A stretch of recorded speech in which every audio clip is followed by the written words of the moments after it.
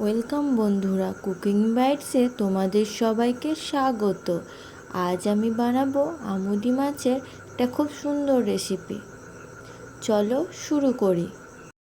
প্রথমে আমুদি মাছ নিয়ে তার মধ্যে একটু নুন আর সামান্য হলুদ দিয়ে দেব। দিয়ে হাত দিয়ে ভালো করে আমি মিশিয়ে নিচ্ছি। এবার কড়াই গরম হলে তার মধ্যে সাদা তেল দিয়ে তেল গরম হলে ওর মধ্যে আমুদি মাছগুলো দিয়ে দেব।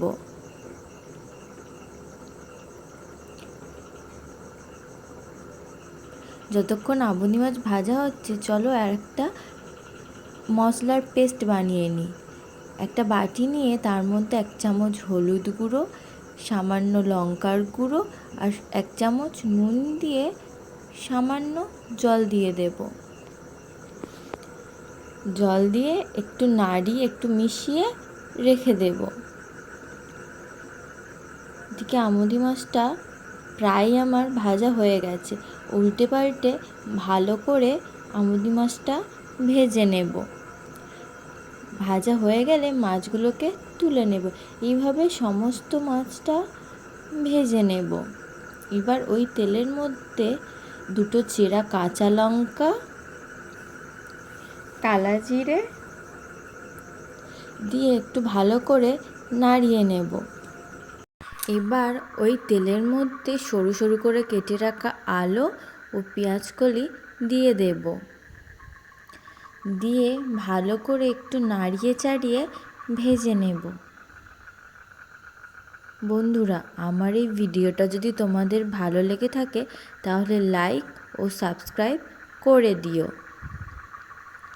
ভালো করে ভেজে নিচ্ছি। ভাজা হয়ে গেলে ওর মধ্যে ওই মশলার পেস্টটা দিয়ে দেব। দিয়ে ভালো করে কষিয়ে নেব নাড়িয়ে চাড়িয়ে।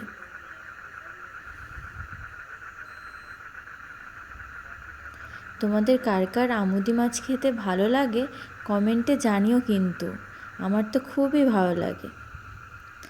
ভালো করে কষিয়ে নিচ্ছি। এবার ওর মধ্যে জল দিয়ে দেব। জল দেওয়া হয়ে গেলে একটু নাড়িয়ে চাড়িয়ে ঢাকনা দিয়ে দেব আলুটা সিদ্ধ হওয়ার জন্য।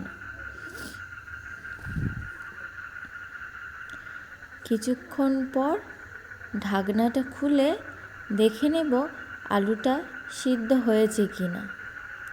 এবার ওর মধ্যে সমস্ত আমুদি মাছটা দিয়ে দেব। দিয়ে একটু নাড়িয়ে চাড়িয়ে নেব। এবার কিছুক্ষণ ওই ঝোলটা ফুটিয়ে নেব। ঝোলটা একটু ফুটে গেলে গ্যাসের ফ্লেমটা বন্ধ করে নামিয়ে নেব।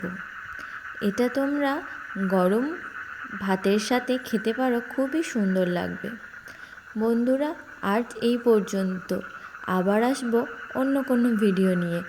ধন্যবাদ।